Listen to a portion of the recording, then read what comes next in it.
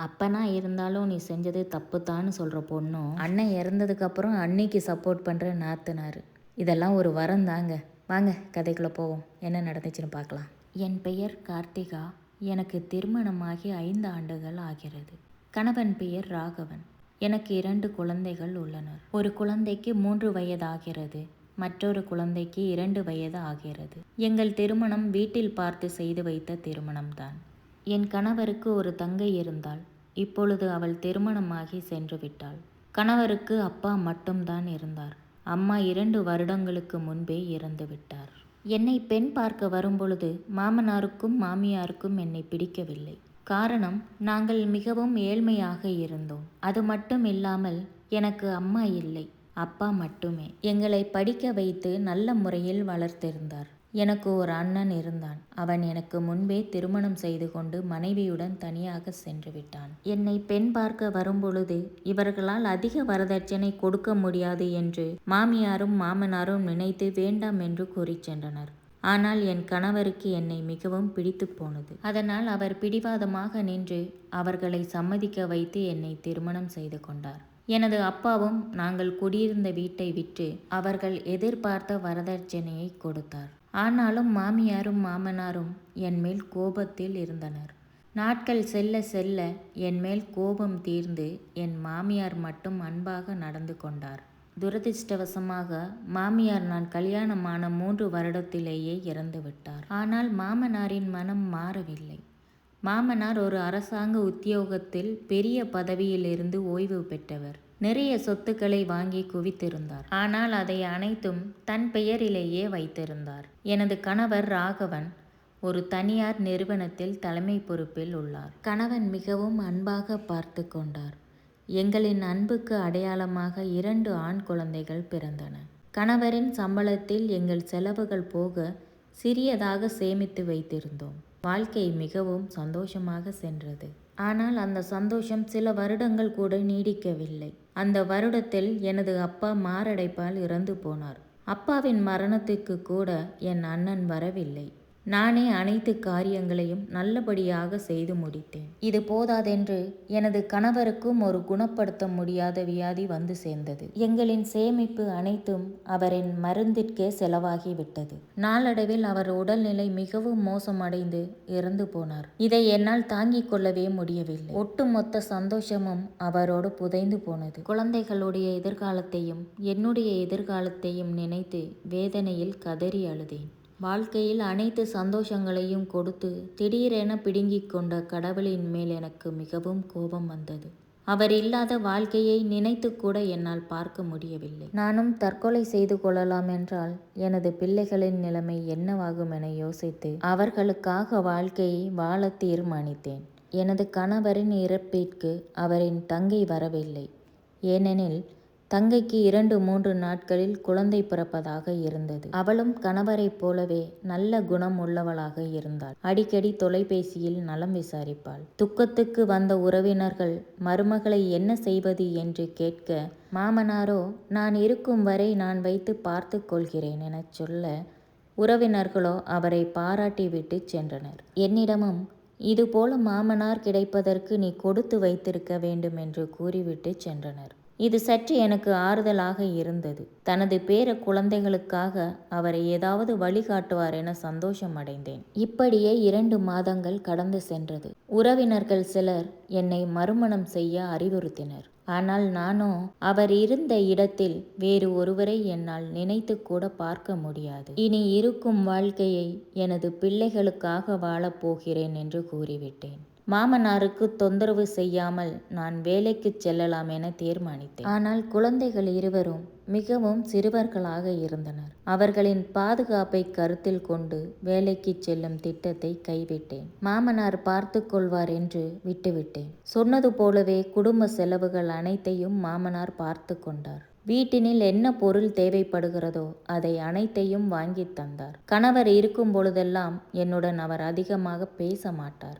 ஆனால் இப்பொழுதெல்லாம் அவராகவே எதையாவது பேசிக் கொண்டிருப்பார். முன்பெல்லாம் மாமனார் சிடுமூஞ்சிக்காரனாக இருந்தார். யாரிடமும் அவ்வளவாக முகம் கொடுத்து பேச மாட்டார். சில சமயம் எனது கணவரே அவரிடம் பேசுவதற்கு பயப்படுவார். ஆனால் இப்பொழுது அவர் தலைகீழாக மாறியிருந்தார். என்னிடம் வலிய வந்து சிரித்து சிரித்து பேசிக் கொண்டிருக்கிறார்.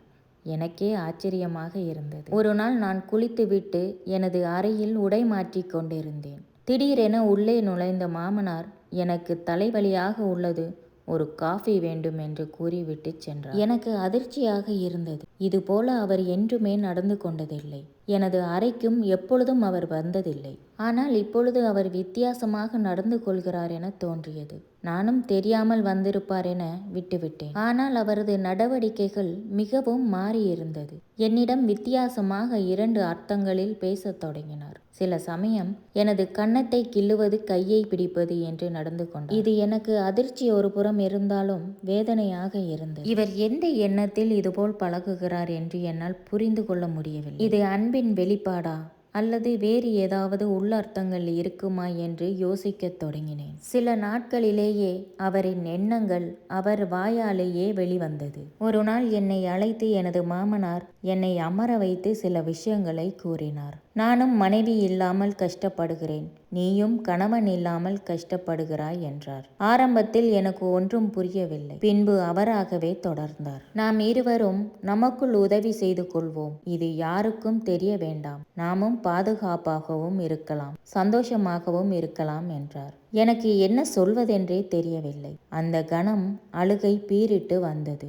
அவரிடம், மாமா, நான் உங்களை எனது அப்பா போல நினைத்துள்ளேன். நீங்களா இப்படி பேசுவது என கேட்க, அவரோ சிரித்து கொண்டே, நான் உனது அப்பா இல்லை என்றார். நானும் பட்டென்று எழுந்து எனது அறைக்கு சென்று அழ ஆரம்பித்தேன். இவ்வளவு நாள் விளையாட்டாக பேசுகிறார் என நினைத்தோம். ஆனால் இப்படிப்பட்ட எண்ணங்களையும் மனதில் வைத்து கொண்டு நம்மிடம் பேசியிருக்கிறார். இதை நாம் எப்படி கண்டுபிடிக்க தவறினோம் என என்மேல் எனக்கு கோபம் வந்தது. கணவன் இல்லாத பெண்களுக்கு மற்றவர்களால் தான் தொந்தரவு வரும் என்பதை கேள்விப்பட்டிருக்கிறேன். ஆனால் இங்கு தன் மகனின் மனைவியையே அடைய நினைக்கும் மாமனாரை குறித்து அவர் மேல் கோபம் வந்தது. எனக்கு என்ன செய்வது என்று புரியவில்லை. நானும் அந்த வீட்டை விட்டு செல்லலாம் என்றால் எங்கு செல்வதென்று கேள்வியும் எழுந்தது. அப்படியே ஒருவேளை சென்றால் மற்றவர்களால் எப்படியும் தொந்தரவு வரும் என்பதை புரிந்து கொண்டேன். அவரிடம் பேசி இது தவறான விஷயம் என புரிய வைக்கலாம் என்று முடிவு செய்து அந்த வீட்டிலேயே தங்கிவிட்டேன். அதன் பிறகு கூட அவர் சில நேரங்களில் என்னிடம் தன் ஆசைக்கு இணங்கும்படி வற்புறுத்தினார். அவருக்கு சொல்லி புரிய வைக்க முயற்சி செய்தேன். ஆனால் அவர் புரிந்து கொள்ளும் மனநிலையில் இல்லை. காமம் அவரது கண்களை மறைத்து விட்டது. இதற்கு மேல் விட்டால் நமக்கு பாதுகாப்பு இல்லை என்பதை புரிந்து கொண்டேன். என்ன செய்வதென்று யோசிக்கும் பொழுது எனது கணவரின் தங்கை எனக்கு ஞாபகம் வந்தாள். அவளும் எனது கணவனைப் போலவே இதை போல விஷயங்களை ஏற்றுக்கொள்ள மாட்டாள். ஆனால் அதில் ஒரு பெரும் கேள்வி இருந்தது. தனது அப்பாவை பற்றி ஒருவர் சொல்லும் பொழுது அதை ஏற்றுக்கொள்வாளா என்பதுதான் அது. மாமனாரின் தொந்தரவுகள் அதிகமாகவே பொறுத்து கொள்ள முடியாமல் ஒரு நாள் அவளுக்கு தொலைபேசியில் தொடர்பு கொண்டேன். நலம் விசாரித்துவிட்டு மெதுவாக பேச்சை ஆரம்பித்தேன். அவளிடம், இதை போல உனது அப்பா என்னிடம் தவறாக முயற்சி செய்கிறார் என்று தெரியப்படுத்தினேன். நான் நினைத்தது போலவே அவள் முதலில் நம்பவில்லை. இது உங்களின் பிரம்மையாக இருக்கும் அண்ணி என்று கூறிவிட்டு போனை வைத்து விட்டாள். அவளுக்கு எப்படியும் நிரூபித்து காட்ட வேண்டும் என்பதற்காக சமையல் அறையில் எனது செல்போனை வைத்து அதில் பதிவு செய்ய ஆரம்பித்தேன். நினைத்தது போலவே மாமனாரும் சமையல் அறையில் வந்து என்னிடம் இதை பற்றி பேச்சு கொடுத்தார். நானும் அதை அனைத்தையும் பதிவு செய்து கணவரின் தங்கைக்கு அனுப்பிவிட்டேன். இப்பொழுது அவளுக்கு ஓரளவு என் மேல் நம்பிக்கை வந்தது. நாளை நான் வந்து என்ன ஏது என்று விசாரிக்கிறேன் என உறுதி அளித்தார். மறுநாள் காலை குழந்தைகள் தூங்கிக் கொண்டிருக்கும் பொழுது மாமனார் என்னை அழைத்தார். நானும் செல்ல எனக்கு ஒரு காஃபி வேண்டும் என்றார். நானும் சமையல் அறையில் சென்று காஃபி செய்து கொடுத்தேன். பின்புறமாக வந்த மாமனார் என்னை கட்டி அணைத்தார். அதற்கு மேல் என்னால் பொறுக்க முடியவில்லை. அவரை தள்ளிவிட்டு வெளியில் ஓடி வந்தேன். விடாமல் துரத்தி அவர், இனிமேல் என்னால் பொறுத்து கொள்ள முடியாது, இன்று எனக்கு ஒரு முடிவு தெரிய வேண்டும் என்று என் கைகளை பிடித்து இழுத்தார். அப்பொழுது கதவு திறக்கும் சத்தம் கேட்டது. கதவை திறந்து கொண்டு உள்ளே வந்தார் என் கணவரின் தங்கை. அவர் உள்ளே வந்து பார்க்கும் பொழுது மாமனார் என் கைகளை பிடித்து நின்று கொண்டிருந்தார். நானும் அழுது கொண்டிருந்தேன். அவளுக்கு எல்லாம் புரிந்து போனது. கோபத்தில் அவள் முகம் சிவந்தது. அப்பாவை பார்த்து, அப்பா, என்ன காரியம் செய்ய இருந்தீர்கள்? மகளைப் போல பார்த்து கொள்ள வேண்டிய அவளை நீங்கள் இப்படி தப்பாக நினைத்து அவளுடன் இதை போல கீழ்த்தனமான காரியத்தை செய்ய எப்படி துணிந்தீர்கள்? அவளும் என்னைப் போல ஒரு பெண்தானே என்றார். மகளை பார்த்த அவருக்கு வேர்த்து விறுவிறுத்தது. அவளின் முன்னால் கையும் களவுமாக அகப்பட்டதை உணர்ந்து கொண்டார். அவரும், அம்மா, என்னை மன்னித்து விடு, நான் ஏதோ தவறான எண்ணத்தால் இப்படி செய்துவிட்டேன் என்றார். கணவனின் தங்கையோ ஏற்றுக்கொள்ளவில்லை. அப்பா, நாளைக்கு நானும் இதுபோல கணவனை இழந்து நம் வீட்டுக்கு வந்தால் நீங்கள் இதைப்போல் என்னிடம் நடந்து கொள்வீர்களா? ஏன் இப்படி கீழ்த்தனமாக மாறிவிட்டீர்கள்? அவளின் நிலைமையை நினைத்து பார்க்க உங்களுக்கு மனம் வரவில்லையா? அவளுக்கு பாதுகாப்பு அளிக்க வேண்டிய நீங்களே இப்படி கேவலமான காரியத்தை செய்ய துணிந்து விட்டீர்களே. நீங்கள் எல்லாம் மனிதனா என்று கேட்க மாமனார் தலை குனிந்து நின்று கண்ணீர் விட்டார். இந்த வயதில் இப்படி செய்கிறீர்களே, உங்களது வாலிப வயதில் என்னெல்லாம் பாவம் செய்தீர்களோ அதற்கு பலனாகத்தான் உங்கள் மகன் உங்களை விட்டு சீக்கிரம் சென்று விட்டான். உங்களால் இவளும் பாவத்தை அனுபவிக்க வேண்டி உள்ளது என கூற மேலும் அவர் அழத் தொடங்கினார். ஒரு கட்டத்தில் மனைவிக்கும் மகளுக்கும் வித்தியாசம் தெரியாத நீங்கள் மனிதனே இல்லை என்று அவர் முகத்தில் காரி துப்பிவிட்டு சென்று விட்டாள் கணவனின் தங்கை. மாமனாரும் தலை கவிழ்ந்தபடியே தன் அறைக்கு சென்று கதவை மூடிக்கொண்டார். வெகு நேரமாகியும் கதவு திறக்கப்படவில்லை. நாங்களும் உறங்கச் சென்று விட்டோம். பிறகு காலை எழுந்து கவனிக்கும் பொழுது மாமனாரின் அறை கதவு திறந்திருந்தது. உள்ளே சென்று பார்த்தால் அவர் அங்கு இல்லை. அவர் பயன்படுத்தும் மேஜையில் ஒரு கடிதமும் அதன் பக்கத்தில் சொத்து பத்திரங்கள் நிறைந்த ஒரு பையும் இருந்தது. கடிதத்தை எடுத்து படிக்கத் தொடங்கினேன்.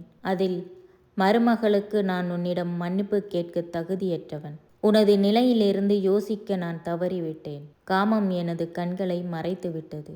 இவ்வளவு நாள் உனக்கு தொந்தரவுகளையும் மனவேதனைகளையும் அளித்து விட்டேன். உன்னுடைய மனம் எவ்வளவு பாடுபட்டு இருக்கும் என நான் இப்பொழுது புரிந்து கொண்டேன். மகளைப் போல பார்க்க வேண்டிய உன்னிடம் தவறான எண்ணத்துடன் நான் நடந்து கொண்டேன். உன்னிடம் மன்னிப்பு கேட்பதற்கு மட்டுமல்ல, உன் முகத்தை பார்ப்பதற்கு கூட நான் தகுதியற்றவன். நான் உங்களை விட்டு செல்கிறேன்.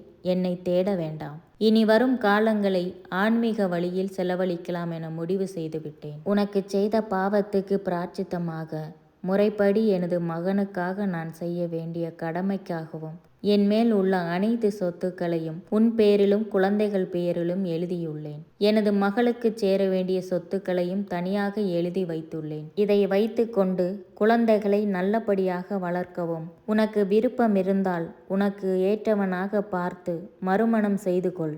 உன்னால் முடிந்தால் என்னை மன்னித்துவிடு என எழுதியிருந்தது. இதை படிக்கும் பொழுது எனது கண்களினோரம் கண்ணீர் துளி எட்டி பார்த்தது. எனது மாமனார் மற்ற விஷயங்களில் நல்லவர்தான். ஆனால் காமம் என்ற ஒன்று அவரது கண்ணை மறைத்து விட்டது. இது நடந்து 10 ஆண்டுகள் கடந்து விட்டன.